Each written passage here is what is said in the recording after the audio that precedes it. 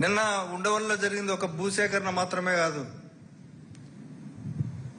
రైతుల జీవనాధారంపై ప్రభుత్వం చేసిన దండయాత్ర. అది చిన్నకారు రైతులకున్న కొద్దిపాటి భూమిని, దానిపైన ఆధారపడుతున్న కుటుంబాలను, అదే భూమిలో పంట పండించుకొని తమ పిల్లలు చదివించుకుంటున్న భూమిని లాక్కోవడం అనేది అత్యంత దుర్మార్గమైన విషయం. పంట సాగులో ఉండగానే చూసాం, నిన్న జొన్న తోటలు ఉన్నాయి, అరటి చెట్లు ఉన్నాయి. అవి సాగులో ఉండగానే బుల్డోజర్లను పెట్టి, వందల మందిని పోలీసులను పెట్టి రైతులను ఈడ్చేసి వాటిని ధ్వంసం చేస్తుంటే వాళ్ళ ఆర్తనాదాలు ఎంత భయంకరంగా ఉన్నాయో నిన్న మనం చూసాం. ఒకసారి ఆ వీడియోలు మరోసారి చూద్దాం.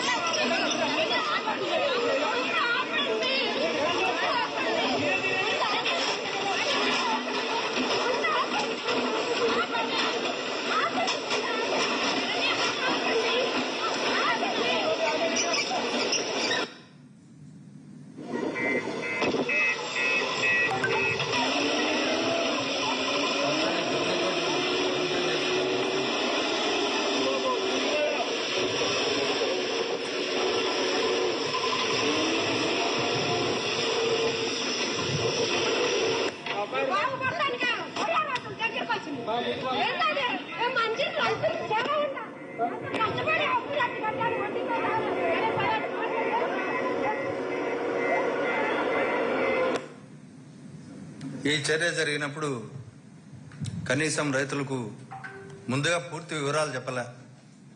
రేపు మేము మీ భూమిలో రోడ్లు వేస్తున్నామని చెప్పలే. అవార్డు కాపీలు ఇవ్వలే. ఏ భూమి ఎంత ధరకు నిర్ణయించారో చెప్పలే. పంటలకు ఎంత పరిహారం ఇస్తారో కూడా చెప్పలే. రైతులను కోర్టులను ఆశ్రయిస్తారేమనే ఉద్దేశంతో వర్కింగ్ డేస్ లో కాకుండా శని ఆదివారాలను ఎంచుకొని శనివారం మొదలుపెట్టి ఇప్పటికే అక్కడ రోడ్లు కంప్లీట్ చేస్తున్న పరిస్థితి, పోలీసు బలగాలను ఉపయోగించుకొని. ఇది పక్కా వ్యూహంతోనే చేశారు, శని ఆదివారాలను ఎంచుకోవడం. కాబట్టి ఇది చట్టబద్ధమైన భూసేకరణ లేక వీకెండ్ చూసుకొని ప్రభుత్వం చేసిన భూ కబ్జానా అనేది మనం చూసుకోవాలి. ఇంకొక తమాషా విషయం ఏమంటే, అసలు చాలా సీరియస్గా ఉన్న విషయం,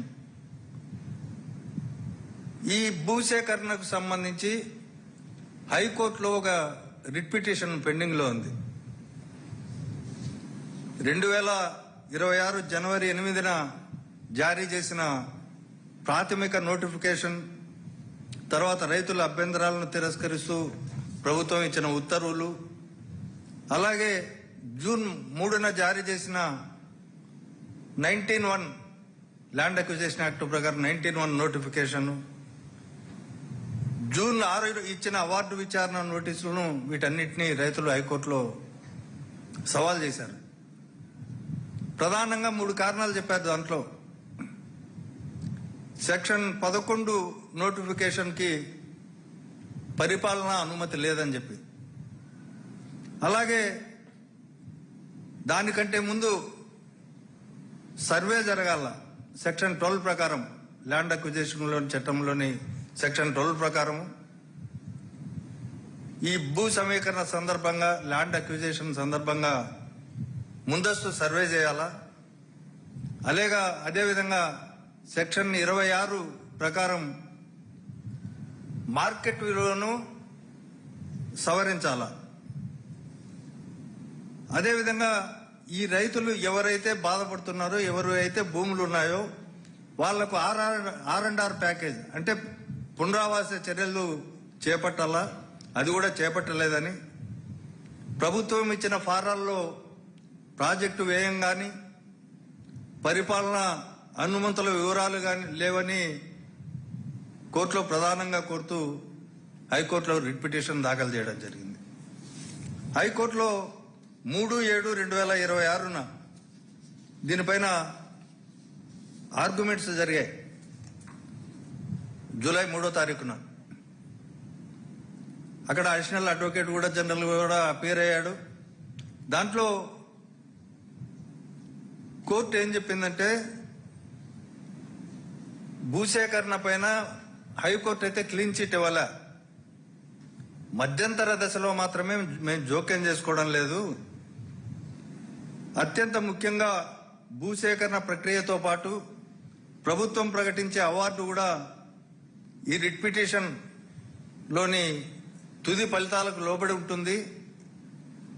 అలాగే ప్రభుత్వ సమాధానం కూడా వినకుండా, ఇది చాలా సంక్లిష్టమైన విషయం కాబట్టి, వివాదాస్పదమైన న్యాయ అంశాల్లో ఎందులో ఇముడు ఉన్నాయి కాబట్టి వీటన్నిటినీ లోతుగా పరిశీలించాలి.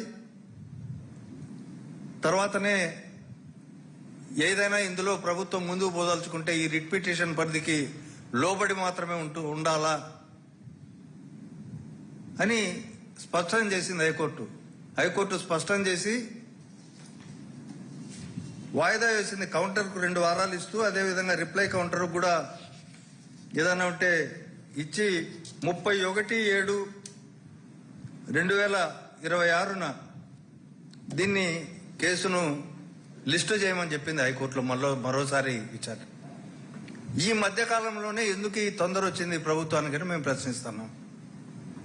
31/7/2026 వరకు ఆగలేరా?